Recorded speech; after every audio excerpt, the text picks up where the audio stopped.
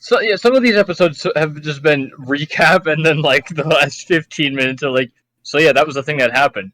Anyway,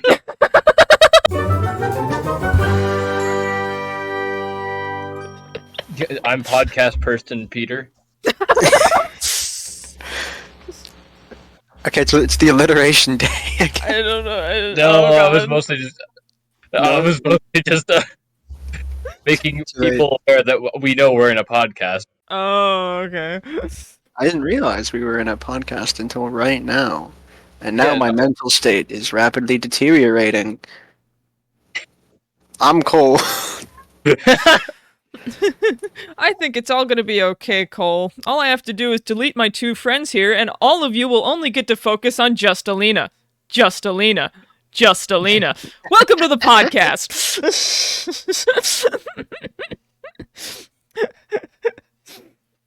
Oh. Today's topic. Have you ever noticed that a lot of indie games in the past 10 years have focused a lot on like fun little meta narratives? You probably have, because there's a lot of them. Mm-hmm. Whole lot of them. I eat it every time. I can't get enough. It's called media consumption, isn't it? Well, true. So in our fun little topic list, I put down like 5 different things, and I don't think we're gonna get to them all, so I'm just gonna throw this out there.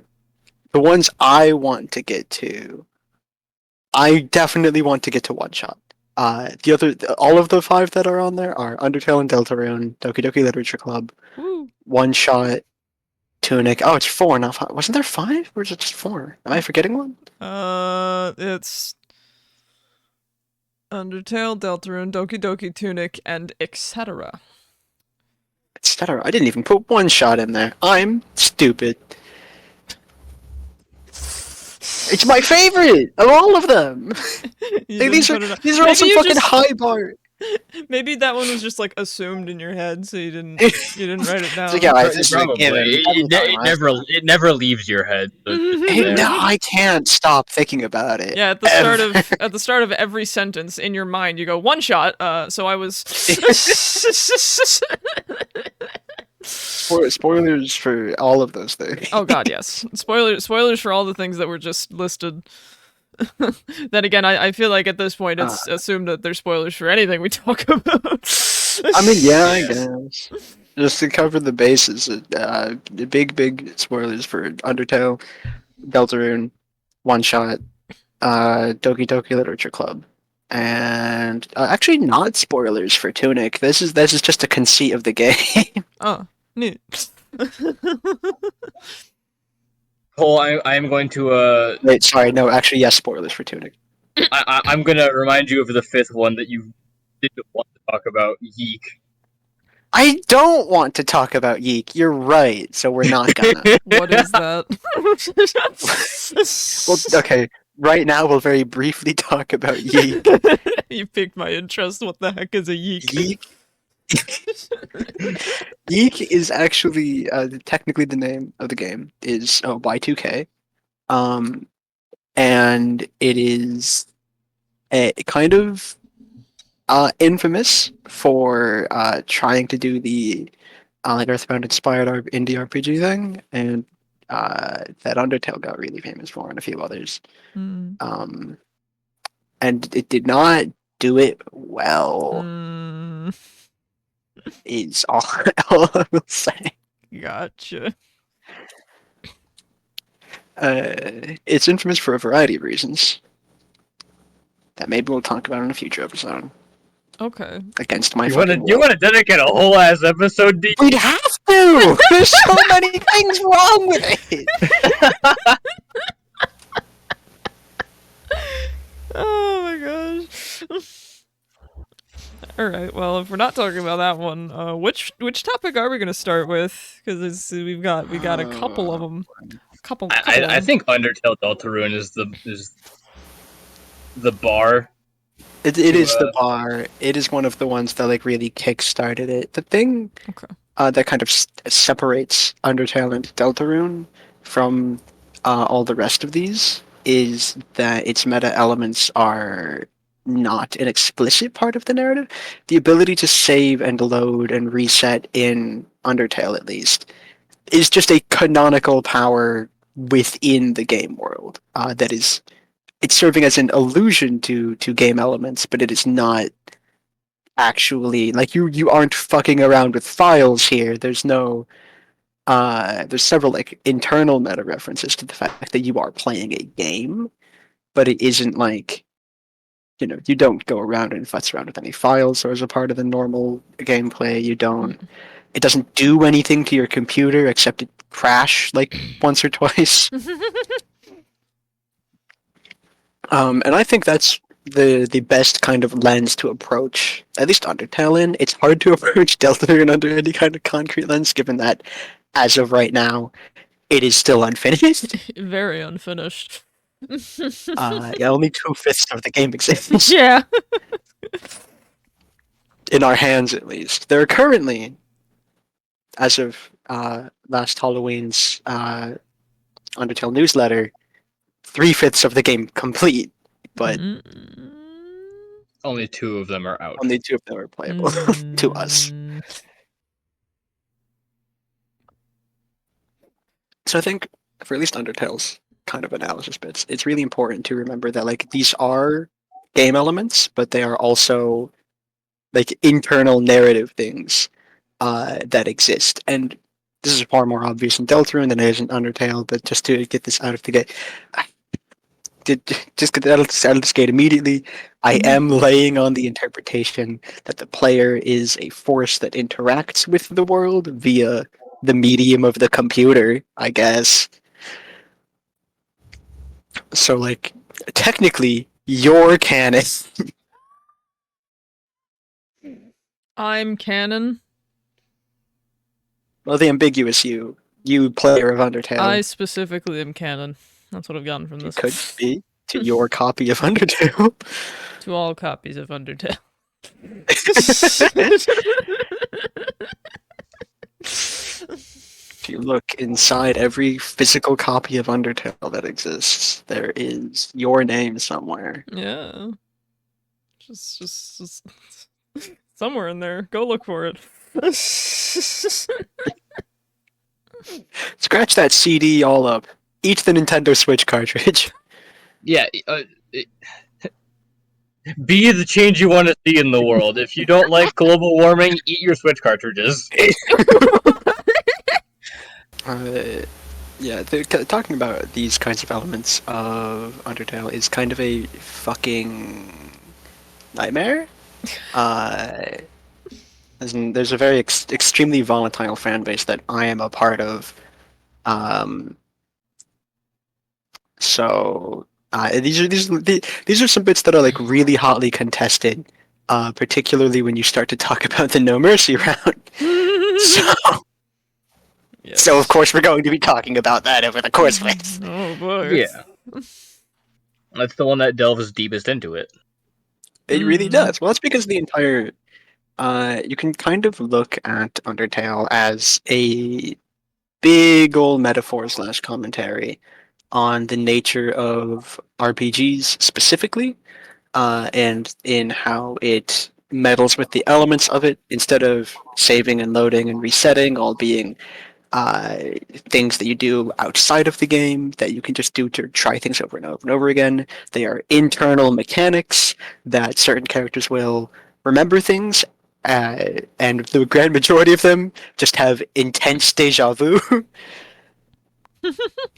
And that will continue to affect things. You can't replay the same bit over and over and over again trying to get a certain outcome without the game noticing and commenting on it. And over the course of most neutral routes and the true pacifist route, this does not come up really that frequently. It is discussed here or there, but at the end of the day, saving, loading, resetting is just viewed more so diegetically within the game itself, and not really taken super as like hard and fast commentary. It is more explored as like a lore mechanic there, how it affects the person going through it. What is it like to die again and again and again and again? Owie. Yeah, It's owie kind of indeed. is explored there.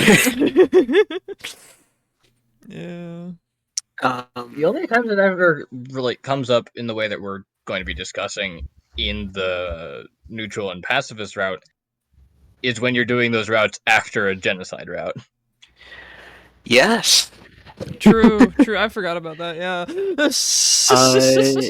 You can't wipe away your sins. What do you mean? Just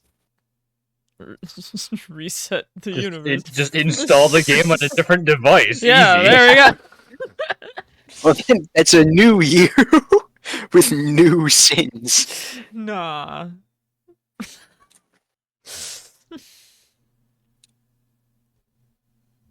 It also does go a lot more into it at the very end. In specifically when it comes to the any of the neutral routes, you have the boss fight against Omega Flowey, who has multiple save slots on account of having multiple human souls. And in the final fight against Azrael Dreamer in the true pacifist route, where he can't be hurt or die like at all, but also you can't die. You're too determined to die. And the use of determination is very much a thing for how save load reset works. It requires some amount of it to even have like awareness of save load reset happening, and also to have the ability to do so seems to just go to whoever has the most determination in the area. So like it's multiple times you learn that before the human falls down, Flowey is the one who used to have control of the timeline, and Flowey just got super bored eventually and decided to just let time flow onwards, and then you fall down and you take that ability from And you him. fuck it all up. Um, yeah, most of the analysis of, or at least the allegory for it goes, is very much within some neutral routes, a few of them, and mostly the genocide round. Because this is a design decision that is carried through into Deltarune, but it is of course present in Undertale as well, which is that you have to do a series of really specific actions to get to the genocide route. Mhm. Less specific than you do in the weird route in Chapter 2 of Deltarune, but still rather specific actions. Those actions, of course, being you have to actively walk around the area over and over and over again and kill everyone until no one arrives anymore. Mhm. Again and again and again, and it's very boring and just one of the grindiest RPG experiences that exists. Doesn't it also like change the save file dialogue to just be like Changes a lot. like 5 Yeah. left? Yeah, one of the changes after a point, after you've killed enough monsters in the area, is literally it becomes a counter of how many are left. Mhm.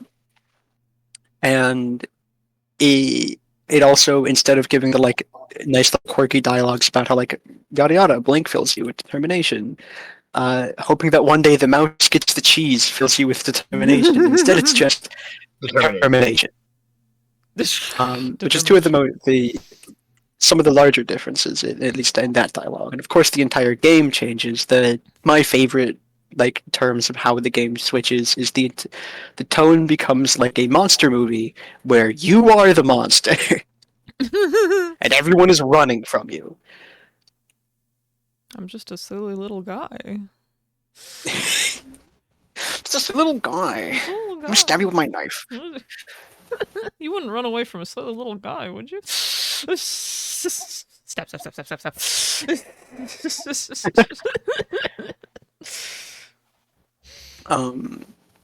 I think the game really gets boils itself down to its brass tacks towards the tail end of a genocide round, or the No Mercy round, where The difference is solely in terminology. I just don't like to use the word genocide for a video game.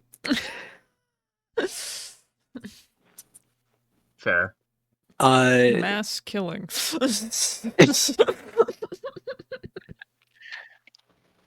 Where you are heading to finally kill Asgore. It's after the famous fight with Snaz Underrunes.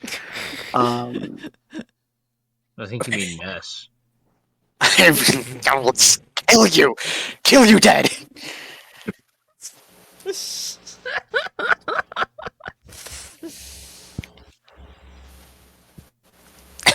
I'm fine. You sound fine. This is my normal voice. Yeah.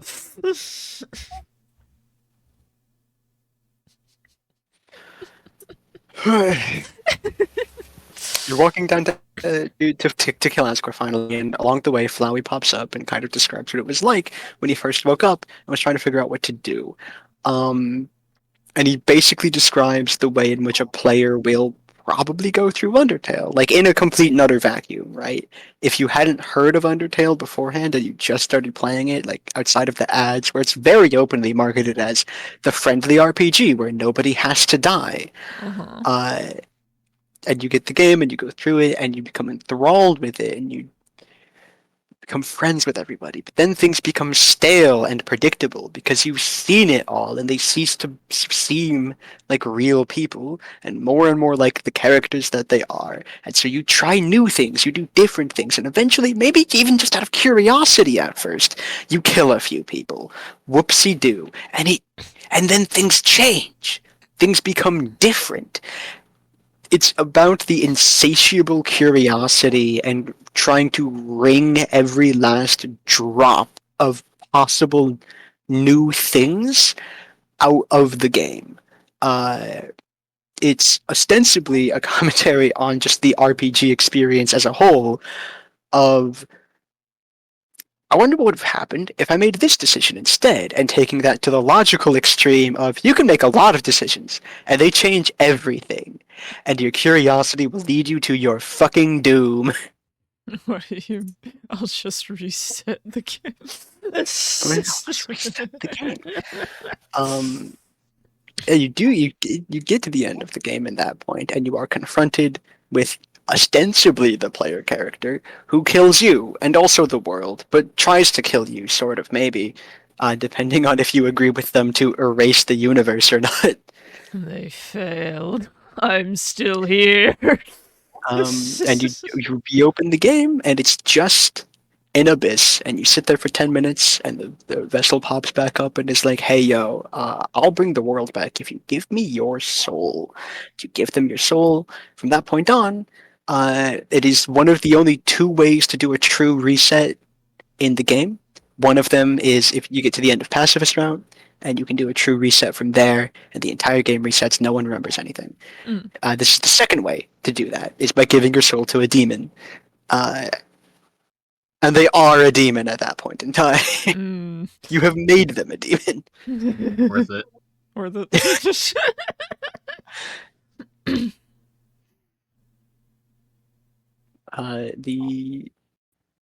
No one remembers anything, but from that point on, if you get the true pacifist ending, and you choose the ending where you go with Toriel, there is a little stinger at the end where Frisk turns in the bed and looks at you, and it replaces the sprite with the other fallen child, and that's the end of the game. Now, of course, a lot of people take this to mean that, like, oh, the ending is ruined. That means they're gonna go kill everybody. I think they just scare you specifically. I'm here. I think that is the purpose of that. Because if you do a second genocide route and get to the end of the genocide route again and meet them again, they're like, you are fucked in the head. The specific terminology that they use is that you have a perverted sentimentality. You wanted me to bring the world back just for you to kill it a second time? Yes. And I do it again.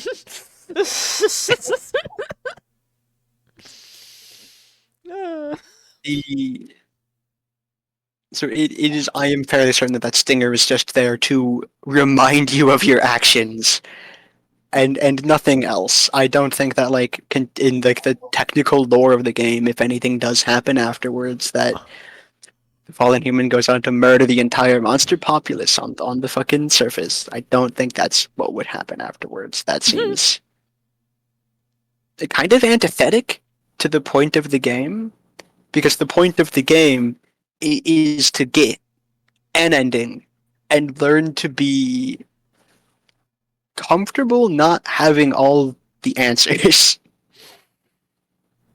Is what I think thematically the point of Undertale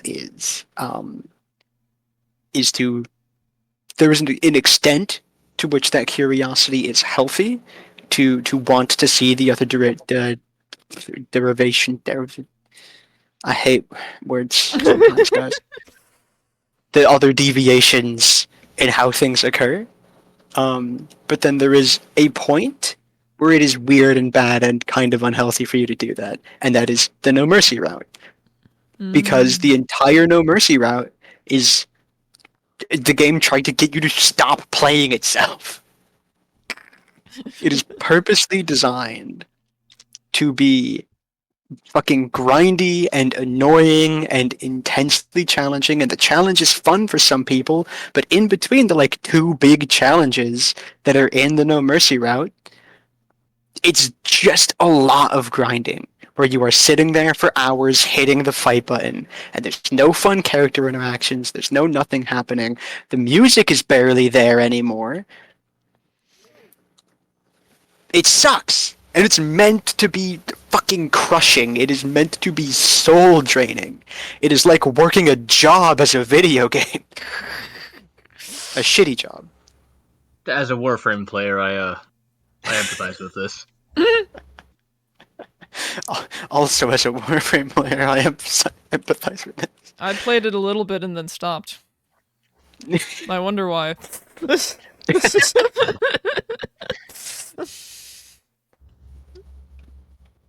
The grind calls to some people, and I feel like that's Undertale in different ways. That's Undertale's biggest missed message. Is that the grind is dissuading, but everyone who does the grind sees it through because they want it. Well, no, that's also the way it was built to happen, I think, because you see that commentary, like we said with the save points earlier, they just say determination. You aren't here for any, after a point with the grind, you aren't here for any specific reason. You're probably even barely here for the sake of curiosity at this point. You're here because you started something, and by fucking Jove, you're gonna finish it.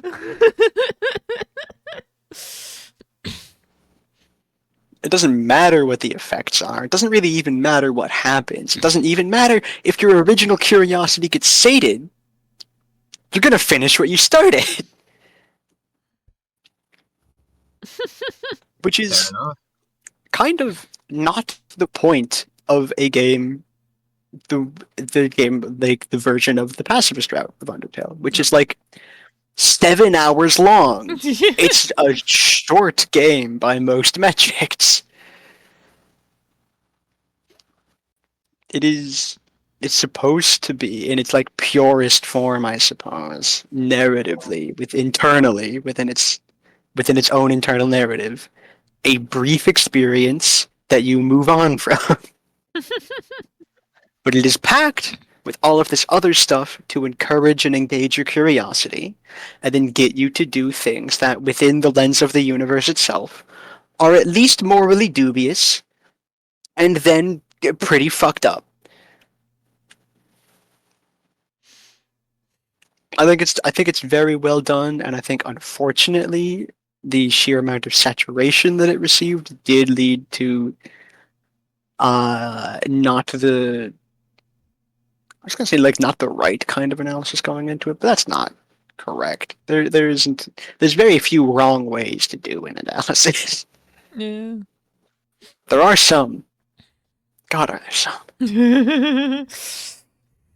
It's not today. Or ever.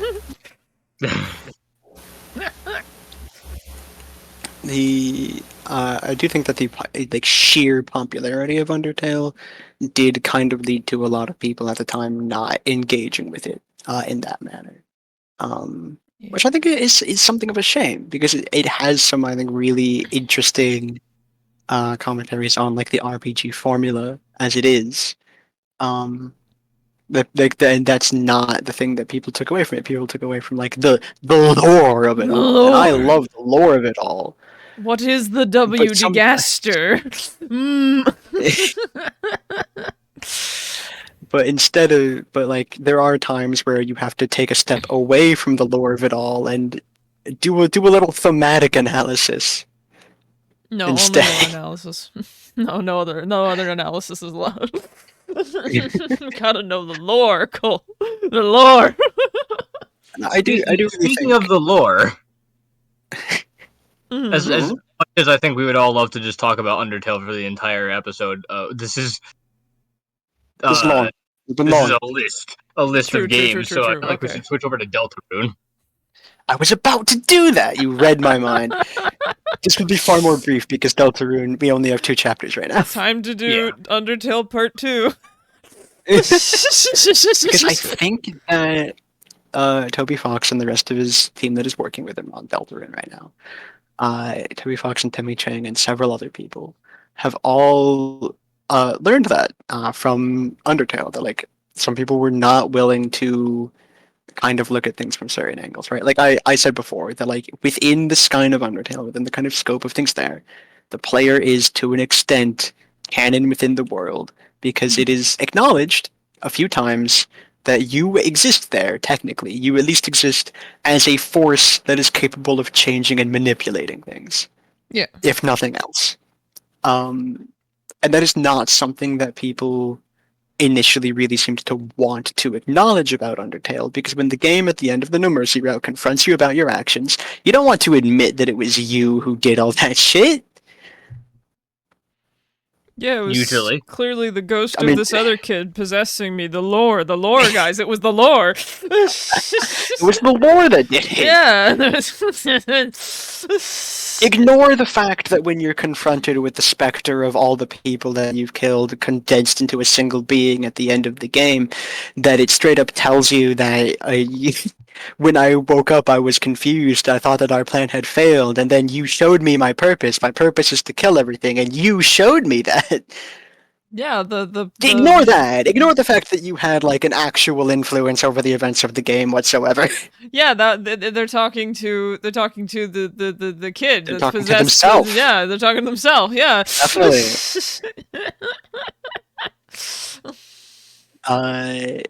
So, which is why I think it's being a little bit more obvious in Deltarune that the player is a force that exists and is interacting with the game, and that the character that you are playing as is not a blank vessel for you to project whatever you want onto. They are like an actual within the skin of the game. They are like an actual person that you are straight up controlling, at this time actively against their will. Nah. This is what they want, totally. It is It's an also interesting dichotomy, I guess, because you're actively controlling Chris in Deltarune, and at the same time, none of the choices in Deltarune that you make that affect the game are Chris actually actively doing anything. There are some options. This shows up more in chapter 2, but there are some options that it seems like Chris would choose, or at least are closer to what they would do in that kind of situation. And you can kind of get this through the text of the way that Susie, Ralsei, and Noelle respond to their behavior, because it seems like Chris cannot control the way in what they do when you are controlling them, but can kind of influence the way in which it comes out sometimes. So, like after the Spamton fight, in any route that isn't the weird route, while you're walking back from it, Ralsei and Noelle, fuck no, not Noelle's somewhere else right now. Ralsei and Susie will notice that like Chris is being a little more weird and despondent than normal in that moment, and will Susie at least will actively comment on it. And you have the option there to say like everything is fine, or to say like no, I'm not okay. And if you say that everything is fine, Suji comments like, yeah, it doesn't sound like you mean that, though. And if you choose Everything's to say, fine. like, no, I'm not okay, Chris, like, yells it, like, screams it out loud. Oh. As if it was a thing that they were struggling to say that they wanted to say, and they were battering against that with a certain amount of force and wasn't expecting it to come through. Are you okay? No! I mean, no. No, I'm not. It's like there are options like that, but for the most part, it is a little tragic. Because many of the people of the town, when you talk to them in chapters 1 and 2, when they're speaking to Chris, like, yeah, I recognize that you are behaving differently right now, but it's not in a way that I dislike. In fact, I actually like it more when you're being a little bit more friendly, Chris. Oof. So that's a little bit of an existential nightmare. But we're here for a different kind of existential nightmare. Yes, the specific thing with Deltarune that I have noticed is, first of all, like, obviously the division between Chris and the player is made excessively clear. The fact that the player exists as a force is made excessively clear. And I do think that a part of that is the having learned from Undertale the way that people did not really seem to be want to. That people are still to this day arguing about the idea of if Frisk is a player character for you to actively project onto, or if they are their own individual person that is just very easily influenced. And it is absolutely the fucking latter, but people are still arguing about it, and it's been almost 10 years. So.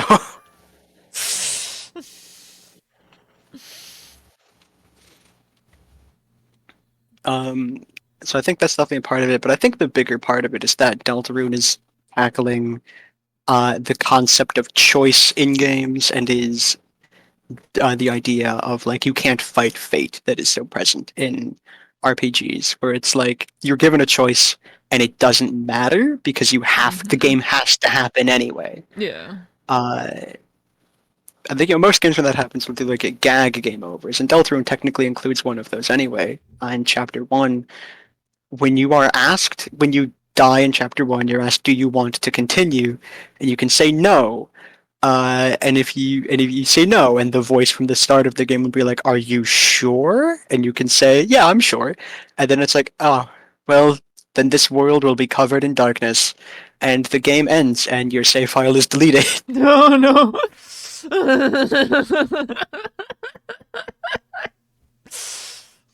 Oopsie daisy, I guess. I think that might just be in the survey program version of the game that was released in Halloween a few years ago. That was the demo of just Chapter 1. Wow.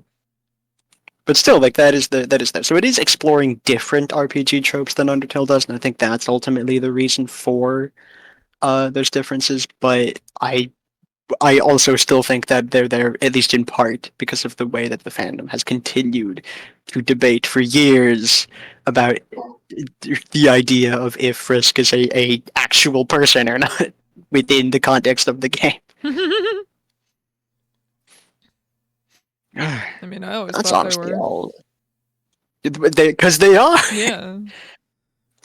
Well, especially at the end of, I think it's the pacifist one, when, like, Yes. you've given the character a name, but then they say their name is Frisk at the end. So. Well, that's because the character you're naming isn't Frisk; it's the other fallen human. Yeah. That's what there's a separation there, and that sort of. Yeah, exactly. That sort of indicates to me, along with a lot of other things, but that especially is like, okay, this is a separate person from myself. It's worth noting that within the pacifist route, there is also a separation between you and the first human. Only in the pacifist route. In the genocide route, you become like a parasitic entity to each other. You can only interact with the game because they are there, and they can only do things in the game because you are giving commands. Mm-hmm. True. Anyway. And if those commands are murder, then well, I mean, I guess that's what I'm here for. guess they'll die. If you get suddenly resurrected and are seemingly divinely commanded to do awful works, I'm just saying, like, you know, just listen to the voices, I guess. You know, I mean, if you see the voice as the reason for your resurrection, I feel like it's something of a logical course of action to do what it seems to be suggesting for you to do. yeah. That is most of what I have to say about Undertale and Deltarune personally, in the course of this specific conversation. That's valid. I haven't looked at that game in years. I don't. Can move on to one of these other games here. Let's talk about OneShot next. Entirely because I really want to. Oh, I love OneShot. OneShot. This is Oh my actually goodness. kind of something of a groove here to go from Deltarune / Undertale to OneShot, because Mhm. they released in the same year, and I think that I love Undertale. It's extremely popular for a reason, but I think the extreme popularity of Undertale ultimately ended up detracting from some of the popularity that OneShot should have. It's like what happened with Despicable Me and Megamind. Yeah. My point here is that I think that Undertale and OneShot are both masterpieces, and they both deserve oodles and oodles of attention. Yes. And only one of them got it. Yeah. And only one of them got it. Everybody fixated on the one, so it's just. OneShot is it's an extremely meta game. The first thing that happens, you open the game, it begins immediately. You get into it, and you are put in control of this little cat child who you are able to move around and you interact with things. It's an RPG Maker game, so you use, I think it's like X to interact with things. X to don't. And walking around, and of course you're going to be drawn to the only thing in this empty room that has light in it, which is an old bulky computer on a desk, and you interact with it, and it brings up an actual system message on your real world computer Fear. speaking to you directly using the name that you gave your computer. Or if you're using the Steam version and not the freeware version, the name on your Steam account. The messages tell you that this world cannot be saved, but you still have the opportunity to try, and that honestly you should still guide this kid to the end of the world so that they can do the things they have to do there and free them. And the system messages end with, "You only have one shot." What makes OneShot a very unique RPG, I feel, is the fact that you do only have one shot. Because the game autosaves at various points in time, and there isn't a function to go back to previous saves. Excuse me. Oh, And once you beat the game, I burped a little. Yeah. Once you beat the game, you can't go back and replay it without like going actively into your files and fucking around with random shit to try and find where the save data is stored and actively deleted. It is not intended to be played multiple times. Yes. You only have one shot. Notably, something extremely horrifying can happen in the freeware version, where if you close the game outside of any of the designated autosave locations, which are beds for Nico to rest in, and Nico will automatically go rest in these beds, and every time they do, the game closes automatically. Mhm. If you close the game outside of any of those beds, this is only in the freeware version. So if you buy the game for $10 on Steam, you won't experience this. Damn. But there is a free version that exists that you can experience this in if you want to. You close the game inside of any of those places, and you reopen it, and you're greeted with this you're greeted with the normal title screen, but it's all kind of grayed and washed out because the world is dying, and also you just receive a system prompt that says Nico is dead.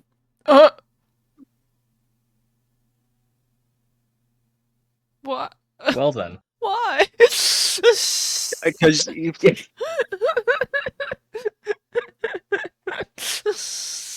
Let this be a lesson, kids. Don't sleep on the street. Don't be homeless. Don't be. let this be a lesson, kids. Always remember to save your game before closing. Yeah, that too, I guess. I don't know. I like the message Peter came up with better. Just don't be homeless. Just don't be homeless. OneShot is also not a particularly long game. I beat it in 4 hours. The reason it's taken so long when I've tried to guide other people through it is because I tried to do that several years ago, and I was not a good guide at the time. And also, I don't want to be mean to you, Alina, but you're not very good at puzzles. I know I'm not. That's why I play Halo Good. almost exclusively, because it doesn't have any of that shit. You just hit a button and the door There's- opens, there are and like then you get 2 to shoot puzzles I everybody. can remember.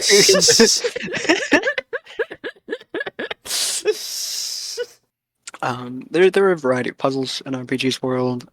Most of them have to do with navigating things in your various file systems. There's one puzzle that I really, really like where you're supposed to light up some tiles in a specific order to get a specific image, and it is supposed to change your computer background. Unfortunately, because operating systems update relatively frequently, this does mean that it doesn't work all the time anymore. Which is a shame. Yeah, it is supposed to change your computer background as a way to give you a hint. Throughout the entire game, sometimes those system messages from a creature called the Entity pop back up every now and again to remind you that the world is doomed and that although you are technically on a mission to save it, that won't actually save it. It's still doomed regardless. And it especially tries to convince you of this in the final segment. You go through this wonderful world filled with a delightful cast of characters, including several robots, one Robot, Rowbot, several other people, 2 bird folk who have maybe eyes on their foreheads and actual eyes set in their face. It is hard to tell which is their actual set of eyes and which is not. A lady with a dice for a head, who that is determined by a set of variables randomly determined when you first boot up the game that will determine what personality she has, depending on the pips on the die that are facing you. Several things, and you're constantly haunted by the system messages throughout it. It does some genuinely really fun shit with like you having to navigate various files at different points in time. It is very much a story that can only ever be told. Much like fucking man, all of these can only be told if they're video games. Not a single one of these can happen as anything else. But I personally think OneShot does it the best. If only just because, like I said, when you get to a bed in the game, Nico gets tired and they go to rest. Nico is the kid that you're guiding. I realized I didn't clarify that earlier. And you are just guiding them. Like, you move them with WASD or the arrow keys, but that's only because when you hit those buttons, they feel like a little tug in their stomach and are like, I should go this way. There's After a point, you gain the ball ability of energy in their stomach. After a point, you gain the ability to straight up just talk with Nico, but the way you speak with them is through prompts that you are given. Like, you have specific dialogue options that you can choose. You don't get to write your own prompts to them. Hello. Which is just a wonderful effect later on. The point is, within this world, Nico is the Messiah, and they specifically have arrived here, according to all of the people that they run into who tell them this information, that they're carrying a light bulb. That light bulb is this world's sun, and as the Messiah, it is their responsibility, their sacred mission, to take the sun and go put it in the top of the tower so that all of the light in the world stops going out.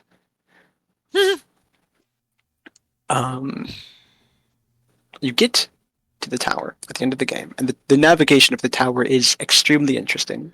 You have to go into your files, you have to open a specific thing, and there are several images in there that you have to overlay on top of your game screen in order to figure out the right path through a maze. It is a very fun puzzle.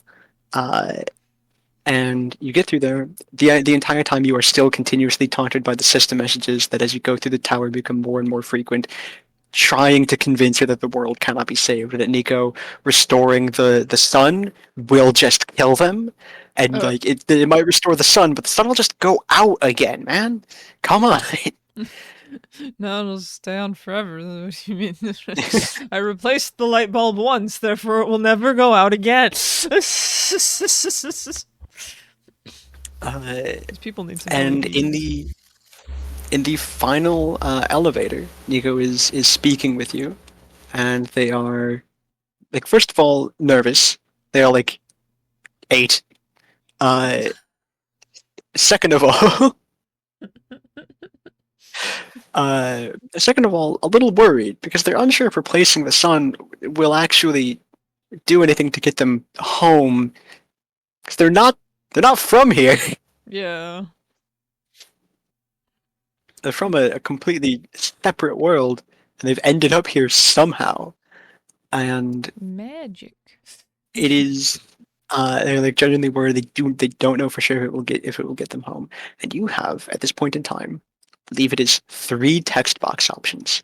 You can lie to Nico and say that you know for certain that putting the light bulb in will take them back home and it will save this world. You can tell them the truth, which is that you're unsure, but you are receiving information from another source that says that it will just. Yeah, it won't send you home. It'll send you somewhere else. So you can do this all again forever. Yeah. Or you can say nothing. Needless to say, none of these options actively inspire confidence in Nico. I do think the cruelest one is just remaining silent. That is very mean. Just, what do you think? Yeah, and then you just wait in an elevator for like a full minute and a half. Yes, dead silence. You get to the top, you have a decision. You can smash the sun, and according to the entity, that will send Nico home, but it will doom the world. Or you can save the world, but Nico at least won't get to go home, and it might kill them. It doesn't matter what decision you make, because you don't get to see the outcome of it. The sun breaks, and the game goes dark. You put the sun in, and you are treated to a cutscene of the entire world flourishing in light, but you don't see Nico in it, and you don't see what happens to Nico. And this is where the game ends. Yeah. At first. Oh. After a few years. Can I say something? Yeah. I think. Yeah. Is it? Or is this the after the few? What am I thinking of? I don't know, man. There's an ending where Nico just like runs off the screen. We'll get there. We're getting there. Okay. It does happen. Not in either of those endings. That's where Okay, the never original mind. game ends. A few years afterwards, there was what is called the Solstice update, which brought in a brand new spanking ending that you only get if you've beaten the game once. Surprise, surprise, there is actually a second shot. Not really. It is a continuation of your first shot. Oh shit. You open the game again. You are given a message. Not a system message. In the other way, there is another option on the menu, because previously at this point, if you opened the game, you would just be treated to like the menu, the start menu, and you wouldn't really be able to interact with any of the options. You would just be able to like look at stuff. After the Solstice update, there is another option on the start menu, and you are told not through system messages but through PNGs stored on your computer. PNGs that the game installs on your computer, not random images on your desktop. One of these PNGs is your house. Here's your location on Google Maps. Here are your exact coordinates right now. Where you are essentially instructed to move a certain file in the files of the game, and if you do so, you are able to access the Solstice route, where Nico once again wakes up in that dilapidated house, and they're confused as hell, because they get up out of the bed, and they say your name. They say the name that you've registered on your computer again. They're like, "What is going on? Didn't we get to the end already? No. Haven't we done this before?" Nah. And you're like, "Yeah, I don't know what's going on." Sorry. What's going on, ambiguous voice in the sky? I don't fucking know. What makes you think I fucking know? And you navigate through the first act of the game mostly the same. And Nico for most of the time is being like, I guess we just have to like do it again. Maybe it'll work this time. But it's worth noting as well, I don't think Nico remembers the decision that you make at the end of the game. If you broke the sun or if you put the sun back, you can ask them what happened, and they just say that like stuff just stopped, regardless. They don't recall what happens afterwards. You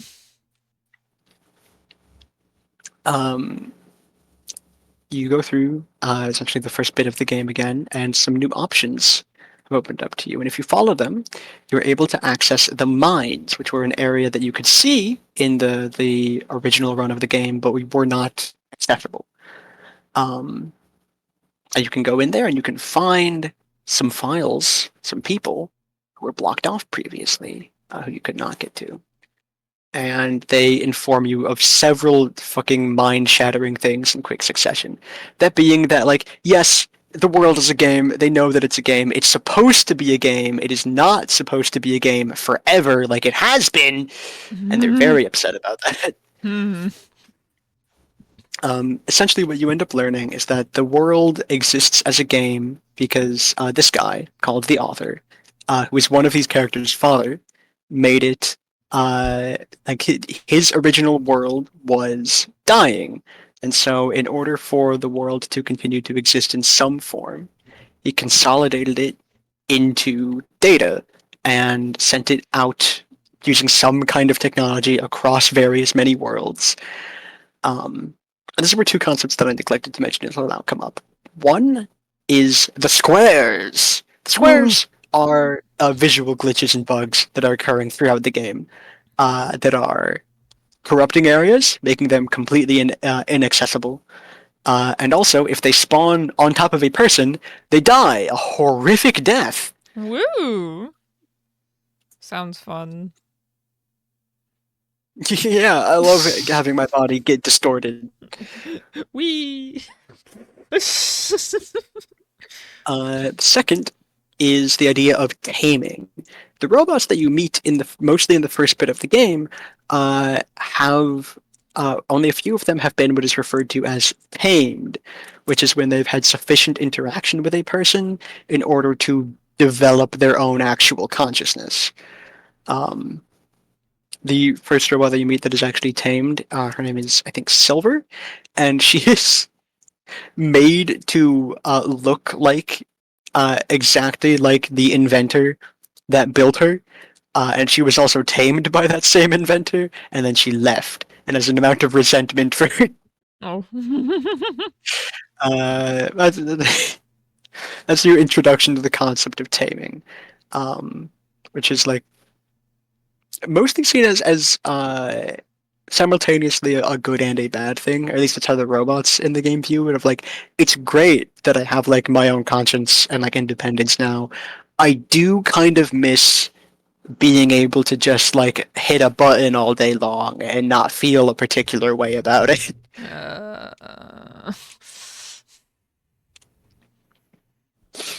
Um, and the people here who are a man, a prototype robot who has been tamed since he was born, and a fox, all of whom can speak, uh, are essentially fill you and Nico in on the lowdown, which is yes, the world is a game. It is meant to be a game. It is meant to be essentially a two-way window where Nico is serving as the conduit for it.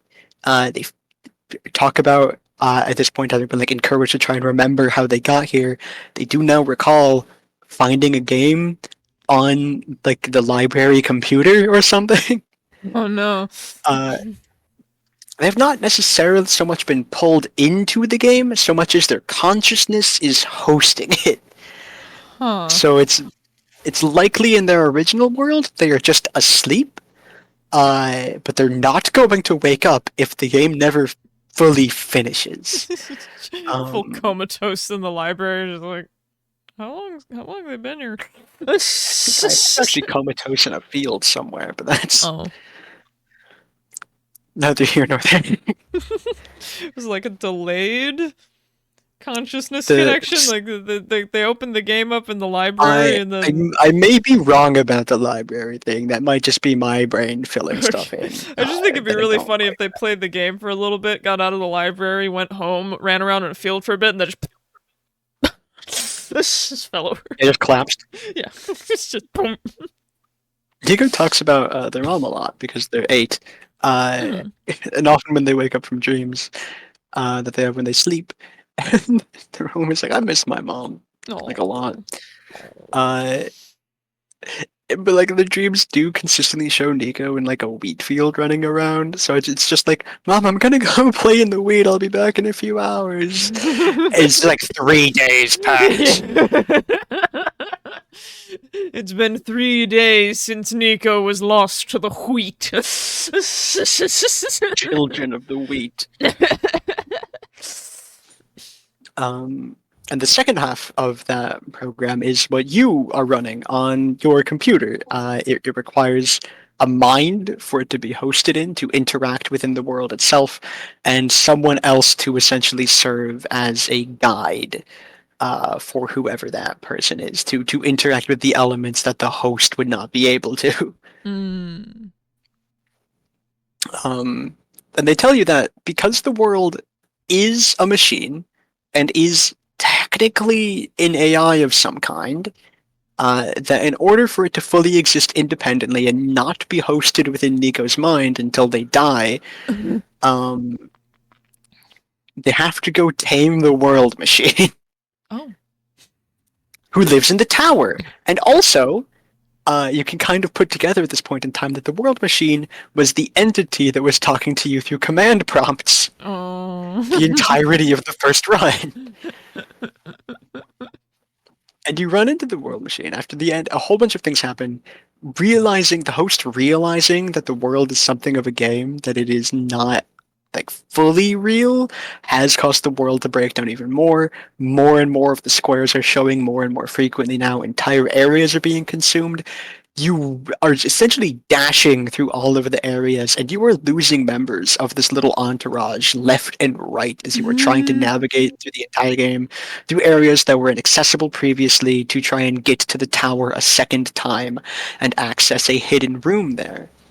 And it takes a while, but you're able to do it. And Nico and the world machine have a conversation, and against its will, the world machine is tamed. Essentially, the world machine was a massive nihilist. Get sentience, bitch. The world machine was kind of already sentient, in the sense of like it did not see the point in running itself as a program. Which is like that's the revelation you make when you come into the world machine. The problem isn't that the world machine is not tamed necessarily. because it is what this world would consider to be tamed. It just does not see the point in running the world as a program. It doesn't want to. But Nico does manage to convince them to do it. And they do it. And the world exists now off your computer, technically. Although, the program is still installed. And so from that point onwards, when the game closes, you can just talk to the world machine if you want. You have a direct line to the world machine. What's up? And that is the ending where Nico walks out of the game window and down your monitor and off the taskbar. That's the one I was thinking of. I like that one. It's a very iconic scene. I realize I just recapped the plot of OneShot. I'm not doing any kind of like big, deeper analysis here, and I know that's kind of the things that we've been doing here. And I'm like, fucking, it speaks for itself, man. Yeah. You get the themes. Yeah. I will say, It's OneShot is kind of hard to talk about. It's kind of hard to talk about the themes of OneShot on their own. Yeah. Without going over the whole thing. Yeah. And also it's just OneShot is a lot more obvious than Undertale, I would say. Yeah. It actively engages with the player, and it actively it spells itself out for you. Also, I'd like to make a small amendment to a statement you made earlier, Cole, entirely because it's a more morbid phrasing than what you put it. And that's the one where Nico dies because you didn't save. It doesn't say Nico is dead. It says you killed Nico. Oh, it does, doesn't it? Yeah. It's like, no, Nico's not just dead. You did this. Yeah, it does say you killed Nico because you did by closing the game window. Yep.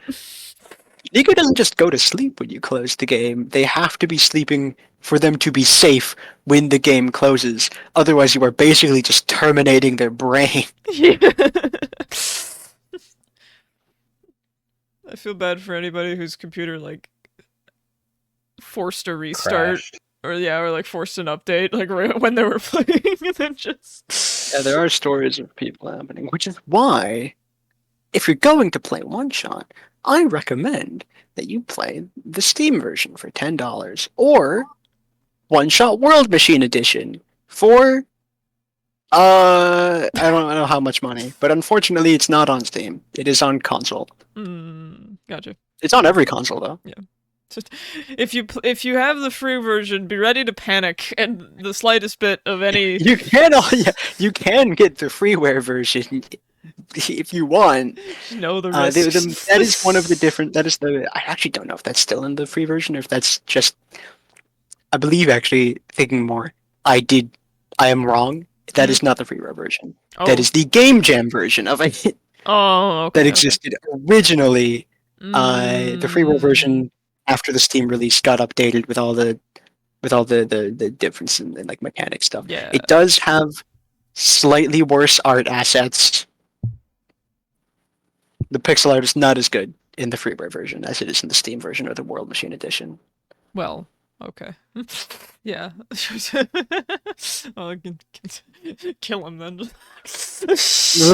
Not up to my standards. Get out of here. I'm just trying to make the differences clear for. I think everyone should go buy OneShot so that we can continue to show the developers that they're gonna want more of this kind of thing. You know, that'd be nice. That'd be really cool. Y'all should go do that. y'all should go Night do that Merchant, thing. sponsor me. Not the podcast, just you. Me. Just you. All right. I think we've covered OneShot pretty thoroughly. I think it's time to move on to Doki Doki. Finally! That's a quote from Doki Doki Literature Club. I think, if I'm remembering right. Anyway. Doki Doki Literature Club. The game that took 2017 by storm. Yes. Dun, dun, Yes. dun, dun, dun, dun, dun, dun, Dun, dun, dun, dun, dun, dun, dun, dun. dun.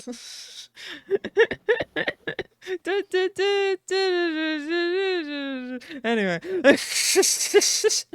Doki Doki Literature Club. For anybody who lives under a rock, Doki Doki Or Literature. is also like less than 5. Yes. In which case, how are you here? Yeah. Why Why are are you here? Leave. Leave. Go away. This isn't. This is not content for children. Fuck off.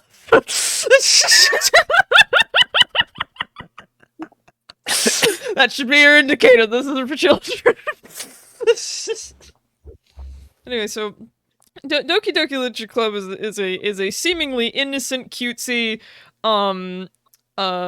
romance visual novel game, turned horrific. Yeah, the cutesy innocent romance visual novel game that is tagged psychological horror and begins with the phrase, "This game is not suited for children or those who are easily disturbed." Yeah, which it impresses me that they were able to have that tag on the game, to have that disclaimer at the front of the game, and people still have it be so disarming. Yeah, it's just so alarming because the Doki Doki in the first round of you playing it, right? It sort of does the opposite of what a lot of the games we're talking about so far have done, where it has those warnings at the beginning, and then it just completely ignores them. And it's like, nope, this is just a cutesy romance game. There's nothing weird going on here. You know? And it does that for so long that you as the player are like, oh yeah, no, this is just a normal game. And you sort of forget that it's labeled psychological too horror. paranoid. Yeah, you're just kind of like, oh, maybe this whatever. And you know, it starts to get a little weird towards the end, especially with Sayori, and you learn towards the end, regardless of your choices, throughout the game, that she is horrifically depressed, and you know, and Just leave me for real. Relatable. And this also sort of acts as a sort of explanation at first, like, oh, that's why it was labeled as like not suitable for children, because it's like it deals with, you know, depression and all this stuff, like, interesting. And then you get to the end of their first playthrough where Sayori fucking hangs herself. And the whole game breaks.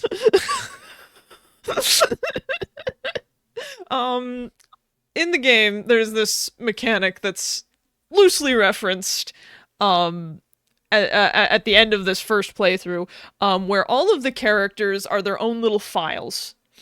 And if one of them, for example, Sayori here, goes away, the game tries to rewrite itself and pretend that character never existed. However, this also causes glitches in the game and things to break. And so your second playthrough, Sayori comes up to you as this amalgamation mass of the other characters and then ceases to exist entirely. The game just pretends that you've always your best friend that you've walked to school with this whole time, you've actually never done that. You've always walked to school alone. And it's and instead of Sayori approaching you to join the literature club, it's Monica, who is someone that you knew last year. Yeah. Yeah. It's also noticeable that a lot of the other characters are acting differently than they normally do. For example, Yuri is the most prominent example. In the first playthrough, she's a shy girl who like, she likes horror books and she likes, you know, deep psychological horror, but it's nothing more than that, really. She's a bit weird, but otherwise she's fine, you know. In the second playthrough, she becomes a obsessive maniac, who wants nothing more than to crawl in your skin and forever be yours forever and ever. Regardless of what you want. Yeah, the second playthrough, if you go for Natsuki, the tsundere character in the game, Yuri doesn't like that in the second playthrough. So you try to, go and read manga with Natsuki, and Yuri just goes, "No, we're going over there. We're reading the book I brought." And you're sort of forced into Yuri's route. Throughout this, it also becomes more and more apparent that a certain somebody is possibly a bit more aware of the game aspects of this world than they should be, aka Monica. And that becomes blatantly obvious in the Just Monica segment, where Monica basically just takes over the entire game for a second and has you click on a bunch of prompts that say Just Monica over and over and over again. So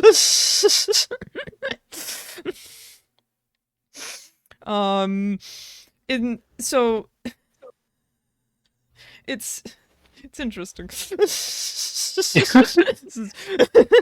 The second round of the game ends with Yuri sort of getting you all to herself, in the club room, and she's like, she basically confesses to you in, quite frankly, not a fun way. And what do you mean? She just wants to borrow your skin. Yeah, she just wants to crawl inside your skin and be only yours. Doesn't that sound amazing? I think that is extremely romantic. Yeah. Well, whether or not you say yes or no to her interesting proposal, whether out of anger or excitement, Yuri suddenly pulls out a fucking kitchen knife and stabs herself to death. And then you are greeted to a moment where you are just sitting there in the classroom for the entire weekend, staring at her corpse, rotting away. While she spews lines of code. Yes, while she spews lines of code where, I think if you go into the save file area and you go to the log, it's just the description that's in the game on Steam, which, fun fact, at the end of it literally says something along the lines of like, oh, there's all these girls to choose from, but I know you'll only choose me, right? Which nobody read that. So this happens. Natsuki's unfortunately has to walk in on this scene, runs the fuck away, because who wouldn't? Rendered vomit on screen. Yeah, she full on throws up. There's a sprite of her vomiting, and then zooms out of the room. And to answer my previous question of who wouldn't run the fuck away, the answer is Monica. Monica just stands there and sort of laughs and goes, "Oh man, I didn't realize I broke it that bad. Here, let me fix it." Proceeds to delete the other two characters, rewrites some shit, and then you have what I consider to be the third round of gameplay. Where it's literally just you and Monica in a room, and she just sits there and talks to you. And this round can go on for however long you want. Yay. I actually tested this with my playthrough because I had watched someone play it before playing it. And a lot of times, it's a playthrough. Somebody's gotta end the video so they can't, sit there forever. But unfortunately for me, I wasn't recording a video. I was just playing this for funsies. So I just let her sit there for the next few hours. And just more and more dialogue kept coming up. You could have her sitting there talking to you for ages, right? But Is it all unique dialogue, or does it repeat at some point? I'm not sure. It didn't seem to repeat, if I recall correctly. Definitely repeats eventually. Eventually, it would eventually have to repeat. There are so many hours of dialogue. Yeah, Jesus she can. Yeah, she can Christ. go forever. She can go for a while, you know. But in her excitement, hubris even, she tells you how she got rid of all the characters, and there's this section in the game file, called characters, where you can delete any of the characters. She's already deleted the others. It's just her in there. But basically, in order to end this round, you have to delete her. Yeah. Yes, Die. you have to make her die. And so, you delete her. And she has a bit of a few stages of grief here. But basically she goes from oh, like, you're a terrible person, what the heck's wrong with you, why would you do this to me, to, well, I did it, so.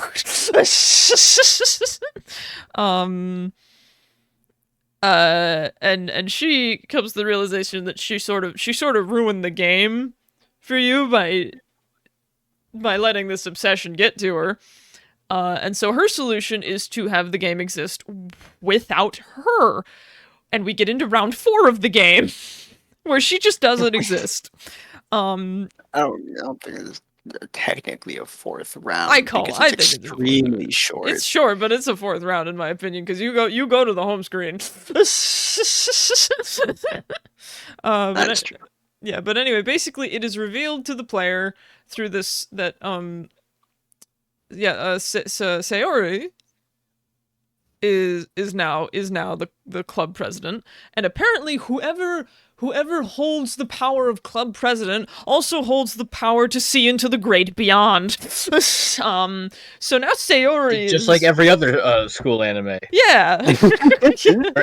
For some reason, the student council is the most powerful set of beings known to man. Yeah. More powerful than the municipal government. Exactly. Or even God. Praise be the school council. But yeah, so Sayori basically now Sayori is the one who is aware of the game. And she kind of goes into the crazy obsessive mode that Monica does, and then Monica's like, no.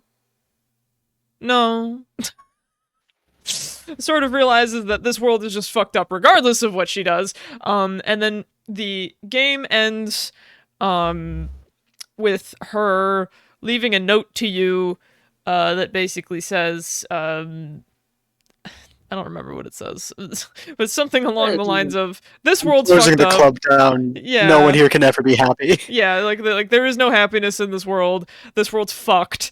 I'm just gonna make it so it's like it's inaccessible. Goodbye. And that unless you reinstall the game, that is the end of the game. Like, anytime you open the game, it just opens with that note, and that's it.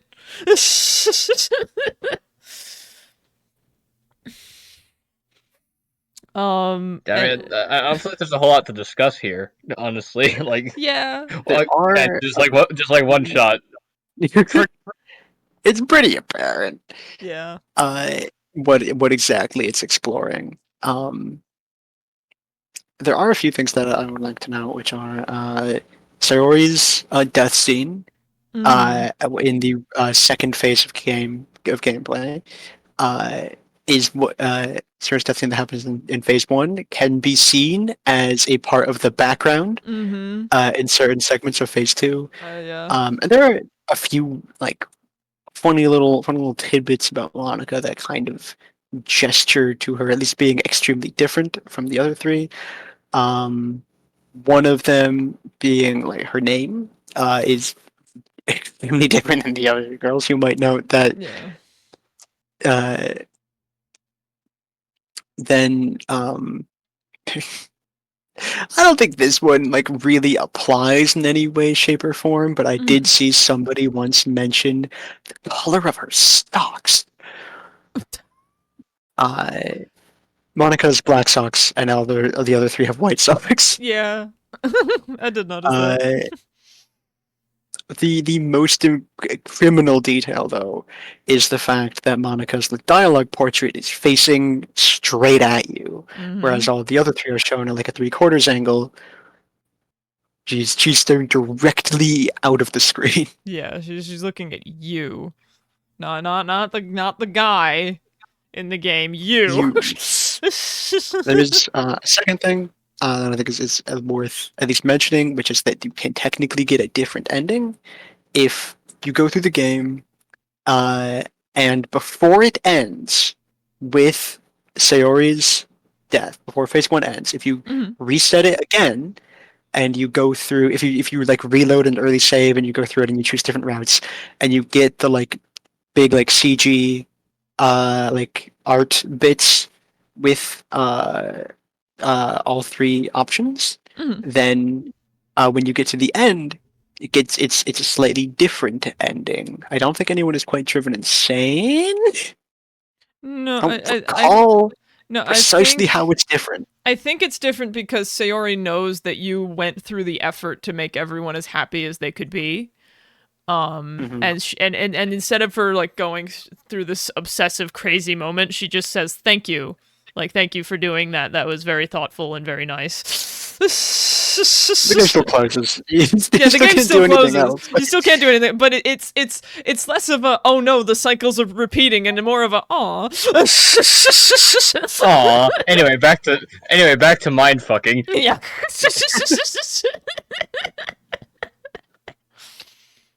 Yeah. There's of course the fact that everything that Monica does is just amplifying the possible worst traits of the other three. She amplifies Sayori's depression. She seems to amplify like Natsuki's meanness, but mostly some of her more childish behavior. Yeah. And then obviously Yuri's obsessiveness gets way out of hand. So it is. Yeah, that is. That's another interesting thing where like, it's very clear that Monica underestimated the power of Yuri's obsessiveness. Yeah. Because she's just like, oh yeah, if I make her obsessive, she'll be so unlikable that like the player won't want to go with her, and it's like I don't want to go with her, and she's dragging me along anyway. Help! It's like I don't want to be here with you. I want to pick literally anyone else. It's like they didn't realize that the player could lose all control. That simple dial move. I think the last thing that I almost can think of to talk about here is something that I find really interesting, and that is that the main character that you name and control is a complete and utter non-entity. Yeah. He talks less and less and less as phase 2 goes on, to the point that he does not react at all to Yuri's death. Yeah, to Yuri's death whatsoever. And it's so interesting to me that he is purely a vessel. He's not a character in his own right whatsoever. Well, he's basically just dialogue. Like he is he's a representation of the game, like the game trying to write a script.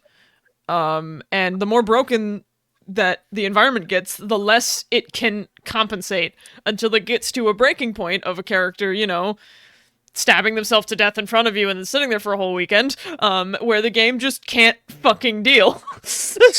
And it just stops trying. So yeah, that's Doki Doki. Doki Doki. Up next is Cole. You wanted to talk about Tunic. Unfortunately, Tunic does not have a lot to discuss. There's not a lot here. Okay. There is a slight spoiler for Tunic in it though. But it is still like there isn't a whole lot. The meta bit of Tunic is that within the game itself, you find pieces of the game manual, and instead of having instructions or like a map, like an actual map in game, you use the in-universe manual map. To figure out where you are, and there's like little hints written on it, and it's clear that like someone had this manual before because there's like coffee stains on it and like stuff written in pen. And it's just essentially just serves as like hints on what to do, like a manual does. That's really it for the meta element of the manual. The main other meta element in Tunic that technically counts as spoilers is what's called the Holy Cross. Jeebus? No, Oh. it's the D-pad. Oh. There are segments of Tunic where if you hit a code on the D-pad, you can spawn in certain items, or you can open different doors. And figuring out what that means is pretty important. One of the very first manual pages that you find makes reference to the Holy Cross. And it's essentially like a thing that you're meant to wonder for most of the game, and you have to like navigate certain sections in order to find more pieces of the manual because you find them page by page. So you have to get different pieces of the manual in order to put it all together and figure out what the Holy Cross is, and then other pages of the manual reference like inputs you can do with the Holy Cross and like different symbols and things. And there is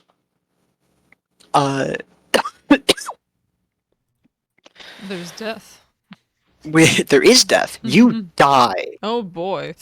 at one point in Tunic. That's the spoiler. After the first bit of the game, where you explore the world, you die and you're put into a spirit form where you can't really interact with anything, and you have like 1 health. And there are still enemies around that can attack you, and you're a bit slower. Yeah, it is. Oh boy, it is difficult. And you unlock a new power. You unlock a little dash that you can do. They essentially serves as a jump you can use to go from across gaps now. And like, because this was like actively bugging me for the entirety of the fucking game, right? Because I was seeing so many little gaps that was like, if only I could jump, I wouldn't have to find a way around that. All you had to do was die, man. All I had to do was die and then resurrect myself through a convoluted method.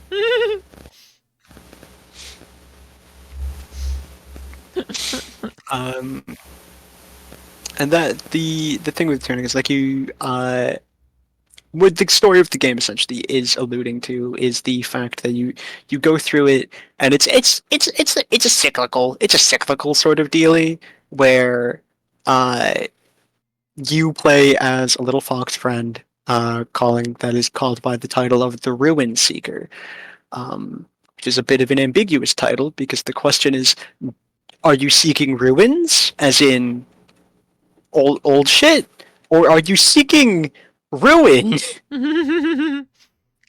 Turns out to be both. Oh boy.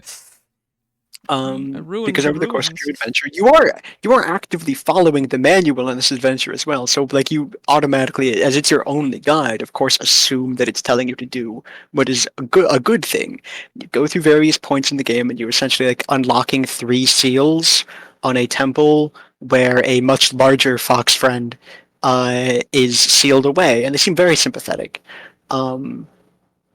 However, they're not. You free them, you go back into like the weird spirit realm where they're kept, and you find a sword there, and you go to interact with the sword because it seems like from the bits of the manual that you have, it's like, oh, this is like this game's version of like the Master Sword from Zelda. I'm getting a sword upgrade right now, and then the buddy that you freed picks it up and stabs you, and you die. No. And that's when you get another manual page that describes them as your adversary. Oh no. after you get the little halo and resurrect yourself, Yeah. all of the manual pages are available to you. That's when you're able to get everything in the game at that point and put together all the information. If you manage to put all of the manual pages together, instead of going to fight the fox friend at the end of the game, the tall one that kills you, uh, you can actually just show them the manual, and no final boss fight happens. They see the manual. In the manual, they see their own past adventure, and you just leave. They shed all of their ludicrous amounts of power, become a tiny fox friend like you, although slightly taller. Uh, and then the both of you just leave to go explore the world. Yeah. That's the good ending. The bad ending is you kill them, and then No. take their place. And presumably, in the next several years, another ruin seeker will come around, and it all happens again. The cycles. But most of the meta elements, all of the meta elements, are reserved for the manual and interacting with it, and it is like a storytelling device.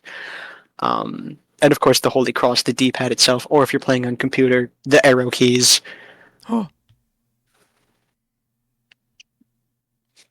So it doesn't have a whole lot of stuff in terms of meta elements. I do think it is something of an under-recognized indie title, though. So do check it Yeah, out. I mean, I'd never heard of it until you brought it up. It is I didn't hear about it particularly until a today. spoof. It's particularly a spoof of older Zelda titles. So no, I think it's not like a spoof of older Zelda titles. That implies that it's comedic in nature. It's an homage to them. Yeah, Gotcha. I mean that makes sense as to why you know about it. I love Yeah, Zelda so much. Gintama, notably not a video game. Yeah, the only title here that's not a game at all. Gintama is an anime, which ran for a lot longer than really expected. Honestly, it got canceled like 7 times. That's a lot of But I mean, a cancels. lot of the meta fiction in Gintama is the same that happens in a lot of fourth wall breaking series, where they draw attention to the fact that this is just a show, or um, things of similar nature. But they do it in a much more. They do that and then some. Like there's many times where they just change the opening because they can. Like there's the time when they had there was a popularity poll in the manga, and that transformed into an arc on all of the lower popularity characters in the show. Spoiler: but the entire fucking world was ranked lower than the main cast, so the entire world had a riot to try and assassinate the main cast to become the number one. The manga writer died first. Oh. And and then the opening had to be done in MS Paint.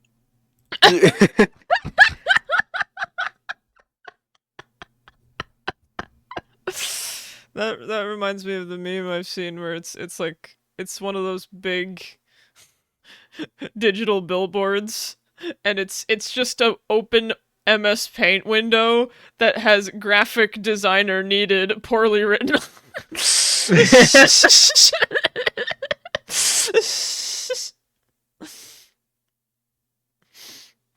But there are many times that Gintama makes references to real world going ons, and just like real celebrities. Like there's a time where there's a plague going around that turns everyone into Will Smith. I'd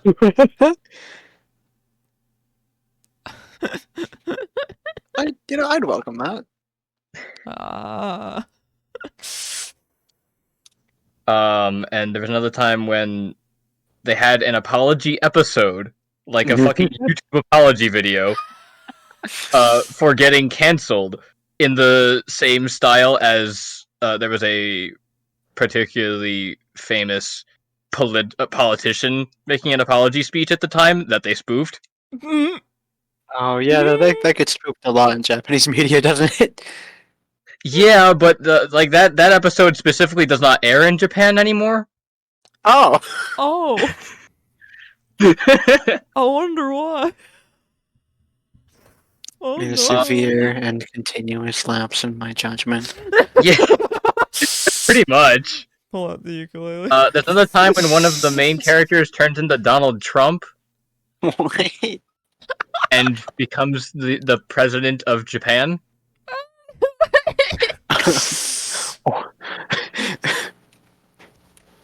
Wait. Okay. And every time they air an episode out of order of the manga, they make like they do like a bit of a preface for that episode.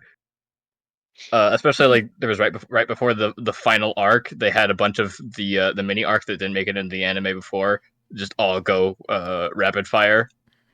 And like at the very end, they're like, "So why did we do this? Weren't we like right on the cusp of something major?" It's like, "Oh, don't worry, no one's gonna notice." No one will know. How could they ever know? Yeah, exactly. They won't. But yeah, it's very much a comedy aspect of metafiction as opposed to the psychological horror that the previous examples have been about. Get scared. Ooh. Ooh, spooky. But yeah, I think that's everything. Moral on this. of And the story. Hmm? Go on. What's the moral of Gintama? Yeah. Oh, the moral of Gintama is there is no moral of Gintama. The moral of the story is there isn't. Yeah, Moral. the moral of Gintama, I guess, is live chaotically and be funny. Absurdism. Get it's that. back.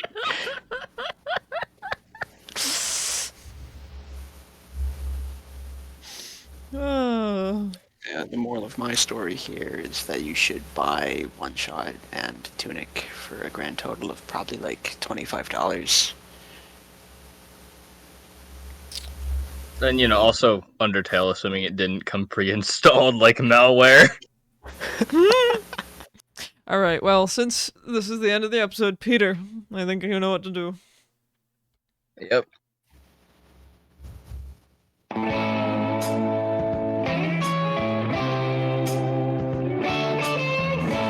It's legal? I don't know.